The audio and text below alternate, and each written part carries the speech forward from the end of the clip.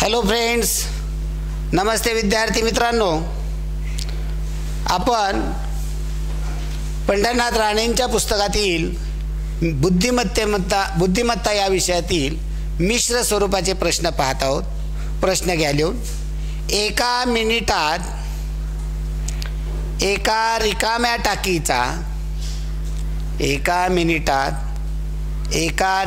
टाकीचा 2/7 भाग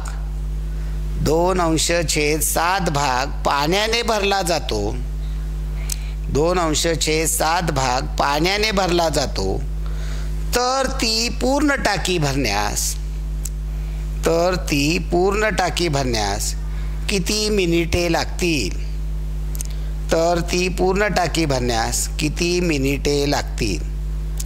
तर काय होतं पहा, एक रिकामी टाकी आहे. ही टाकी भरायला एका मिनिटामध्ये 1 मिनिटमध्ये 2/7 म्हणजे 7 भाग टाकीचे केले तर त्यातले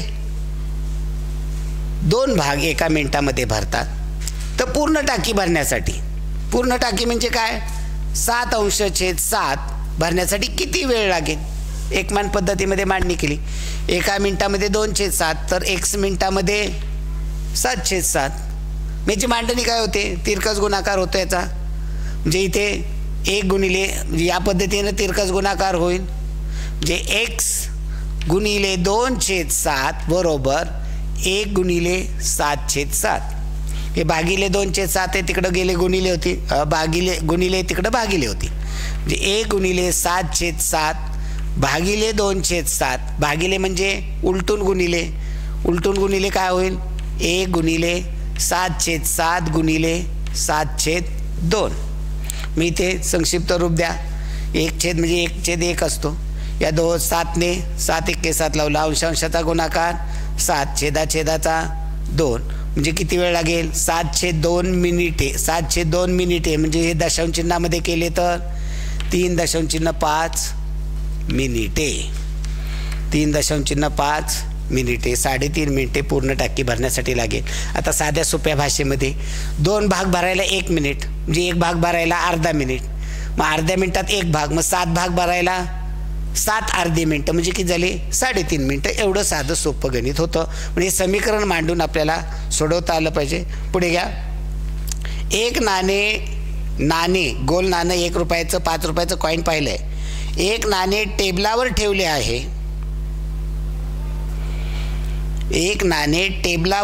आहे. तर एकमेकास स्पर्श करतील अशी त्याच प्रकारची किती नाणी त्या नाण्याभोवती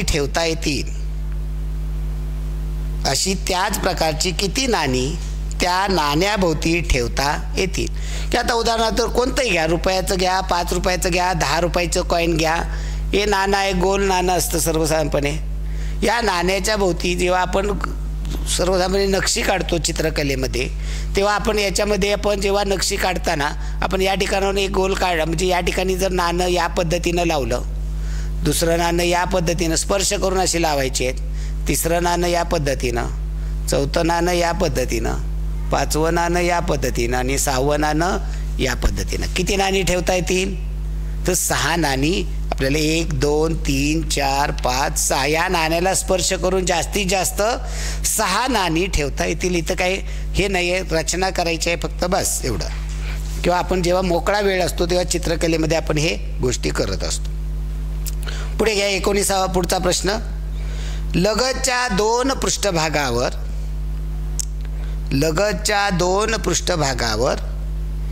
एकच रंग येणार नाही.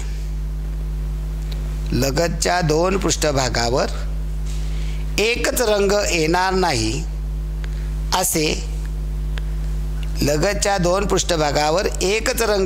नाही असे कमीत कमी किती प्रकारचे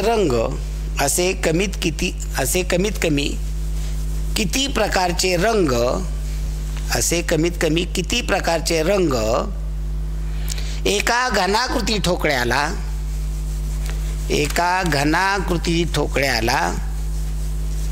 देता येतील. घनाकृती ठोकळा तुम्ही पाहिलेला आहे. या घनाकृती ठोकळ्याची रचना सर्वसाधारणपणे या पद्धतीने असते. या घनाला एकूण पृष्ठ 6 पृष्ठ असतात, पण आपल्याला दिसताना त्याची 3च पृष्ठ दिसतात. 1 2 3. याच्या विरुद्ध खाली पृष्ठ असतं, याच्या विरुद्ध इकडे असतं आणि याच्या विरुद्ध इकडे असतं. म्हणजे 6 एकूण पृष्ठ 6.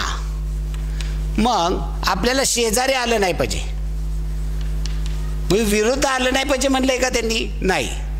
एकूण पृष्ठ 6 आहेत. मग या ठिकाणी जर लाल रंग दिला तर याच्या विरुद्ध या पृष्ठाला लाल रंग देता येईल. या ठिकाणी हिरवा दिला तर त्याच्या विरुद्ध इकडल्या भागाला हिरवा देता येईल.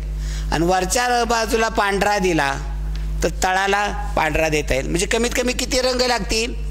3 रंग लागतील. तुम्हाला नाही आम्हाला 6 वेगळे वेगळे द्यायचे, 6 रंग लागतील. पण कमीत कमी विचारले त्यांनी की शेजारी तो रंग आला नाही पाहिजे, मग विरुद्ध आलेला रंग चालेल. त्यामुळे कमीत कमी किती रंग लागतील? कमीत कमी 3 रंग लागतील. चला ओके, पुढील घ्या प्रश्न. पुढील प्रश्न घ्या. सोबतच्या आकृती काढायची आहे. स्टार काढायचा आहे. सोबतच्या आकृतीत एकूण त्रिकोण किती?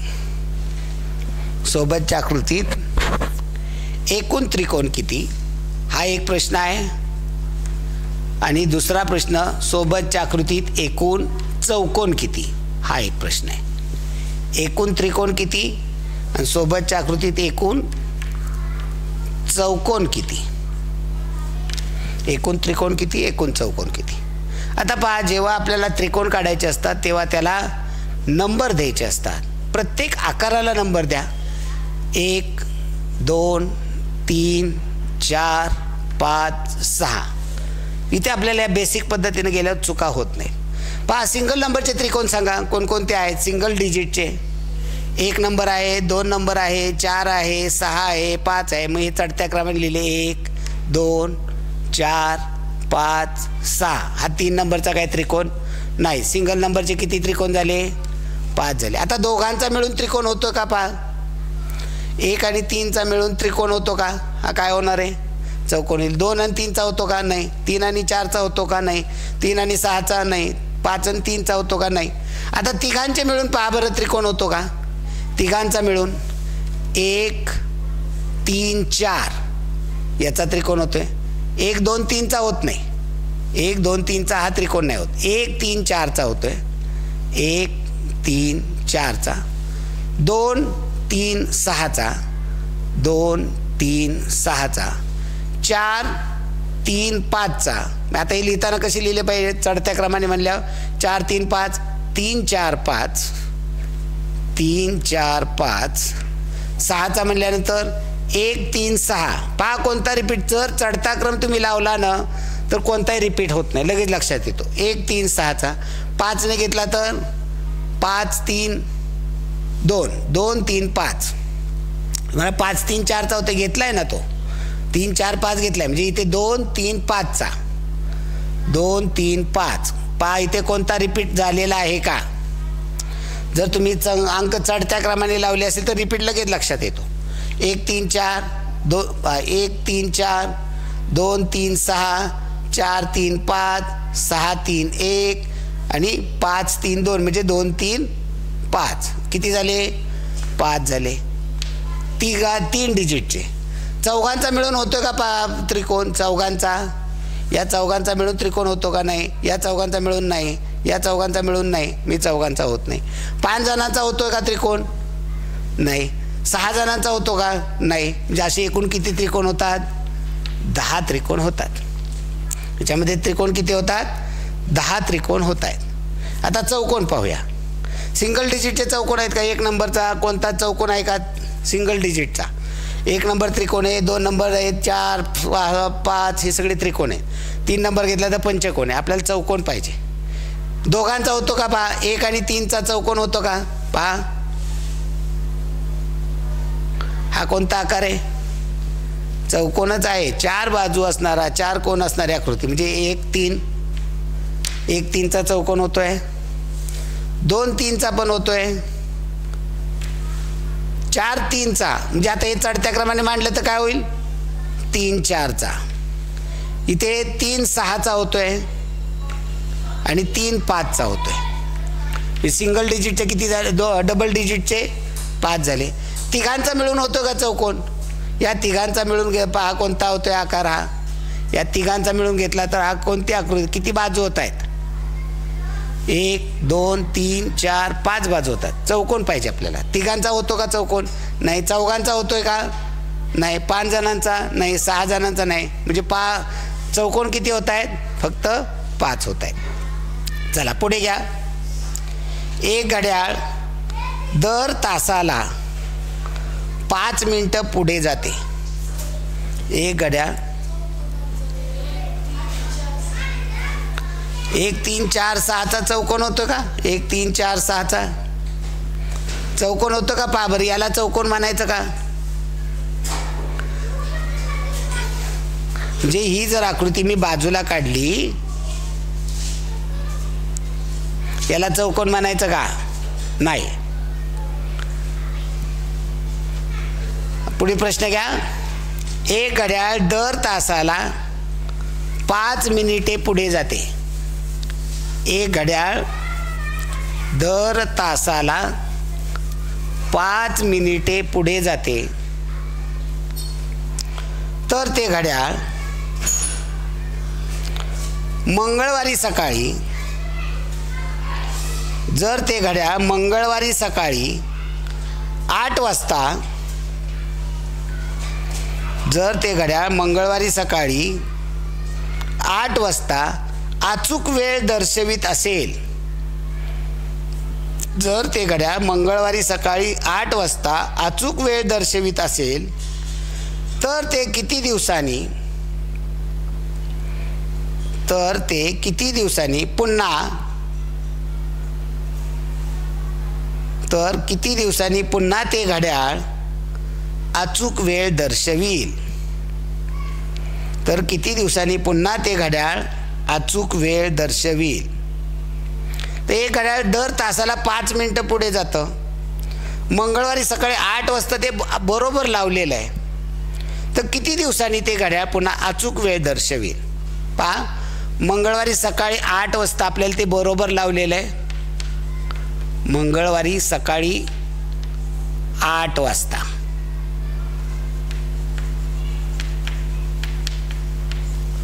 आता बुधवारी सकाळी म्हणजे 24 तास झाले, 24 तास.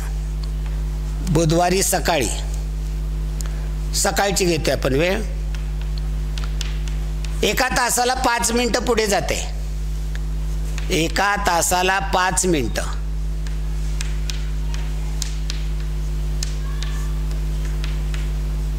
पुढे. मग 24 तासाला किती पुढे जाईल? 24 गुणिले 5 म्हणजे 120 मिनिटे म्हणजे 2 तास. 2 तास पुढे जाईल म्हणजे किती वाजणार आहे त्या घड्याळात? 10 वाजतील. त्या घड्याळात 10 वाजलेले दिसेल. दुसऱ्या दिवशी घेतले गुरुवारी 24 तास. गुरुवारी सकाळी 8 वाजता आपण बघणार आहे. ते घड्याळ इथे 24 पाहिजे होतं, 25 चुकून झालं. बुधवारी सकाळी 8 वाजल्यापासून गुरुवारी सकाळी पुन्हा 24 तास झाले. 5 मिनिटं प्रत्येक तासाला म्हणजे 24 तासामध्ये 120 मिनिटं पुढे जाईल. म्हणजे ते घड्याळ किती दाखवणार? इथे 10 वाजता ते तिथं 12 वाजलेले दाखवेल. दुसऱ्या दिवशी ते हे एका दिवसानी, हे 2 दिवसांनी, 3 दिवसांनी. आता पाहू 3 दिवसांनी म्हणजे शुक्रवारी येईल. शुक्रवारी सकाळी 8 वाजता आपण बघितलं. शुक्रवारी सकाळी 8 वाजता बघितलं आपण. सकाळी 8 वाजता आपण पाहतोय 24 तासांनी. तर ते अजून 24 गुणिले 5 120 मिनिटं पुढे असणार आहे. 120 मिनिटं म्हणजे 2 तास. मी 2 तास पुढे असणार आहे म्हणजे त्या घड्याळामध्ये 14 वाजलेले असतील. 14 म्हणजे किती वाजलेले असतील? 2 तास पुढे म्हणजे त्या घड्याळामध्ये 14 वाजलेले आहेत, म्हणजे दुपारचे 2, दुपारी 2 वाजलेले. पुन्हा शनिवारी 4था दिवस, शनिवारी सकाळी 8 वाजता, शनिवारी सकाळी 8 वाजता पुन्हा ते 24 तासामध्ये प्रत्येक तासाला 5 मिनटं म्हणजे 120 मिनटं पुढे जाणार आहे. 120 मिनटामध्ये 2 तास म्हणजे त्यात किती वाजलेले असतील? दुपारी 2:40, दुपारी 4 वाजलेले आहेत. 5वा दिवस रविवार, पुन्हा ते सकाळी 8 वाजता आपण पाहिलं, सकाळी 8 वाजता पाहिलं. पुन्हा ते 24 तासामध्ये 5 मिनटं म्हणजे 120 मिनटं पुढे गेलेलं असणार आहे. 120 मिनटं म्हणजे 2 तास पुढे गेलेलं असणार आहे. म्हणजे त्यात वाजलेले असणार आहेत दुपारचे म्हणजे दुपारी 6 वाजलेले असतील, म्हणजे हे संध्याकाळचे झाले, संध्याकाळचे 6 वाजलेले असणार आहे, संध्याकाळचे 6 वाजलेले असणार. 6वा दिवस सोमवार येईल. सोमवारी सकाळी 8 वाजता, सोमवारी सकाळी 8 वाजता आपण पाहणार आहोत. ते पुन्हा 2 तास पुढे गेलेलं असणार आहे, म्हणजे 24 गुणिले 5 म्हणजे 120 मिनटं पुढे असणार आहे, म्हणजे 2 तास पुढे असणार आहे. म्हणजे संध्याकाळी 6 मध्ये अधिक 2 म्हणजे 8 वाजलेले असणार आहेत. फक्त ते कधी? 8 वाजले संध्याकाळचे. बरं, घड्याळामध्ये सकाळचेच 8 आणि संध्याकाळचे 8 असे वाजतात का? ते आपण समजून घ्यायचं असतं. म्हणजे किती दिवसानंतर झालं? 6 दिवसानंतर. उत्तर काय येईल? 6 दिवसांनी उत्तर येणार आहे, 6 दिवसांनी. आता हे शॉर्टमध्ये कसं काढायचं? एका दिवसाला ते 120 मिनटं पुढे जात आहे. 24 तासामध्ये ते 120 मिनटं पुढे जात आहे. मग आपल्याला ते पुढे किती गेलं पाहिजे? 12 तास पुढे गेलं पाहिजे. म्हणजे एका दिवसाला 2 तास, 120 मिनटं म्हणजे 2 तास पुढे जाते. 120 मिनिटे म्हणजे 2 तास, म्हणजे एका दिवसाला 2 तास. मग आपल्याला ते 12 तास पुढे गेलं पाहिजे. 24 तास गरज नाही आहे. 12 तास पुढे गेलं म्हणजे काय होणार आहे? बरोबर वेळ वाजणार आहे. म्हणजे एका दिवसाला 2 तास म्हणजे याची 6 पट झाली, म्हणजे याची 6 पट 6 दिवस. एवढं सोपं आहे. एका दिवसाला 2 तास, 6 दिवसाला ते 12 तास पुढे असेल, म्हणजे सकाळी 8च्या ऐवजी संध्याकाळचे 8 वाजले असतील. घड्याळामध्ये सकाळचे आणि संध्याकाळचे कळत नाही. आपण ते बघायचे 8 वाजले, आता कधी सकाळचे वाजले 8 संध्याकाळचे, हे आपल्याला जुळवायचं असतं. चला पुढे घ्या. 9 सारख्या आकाराचे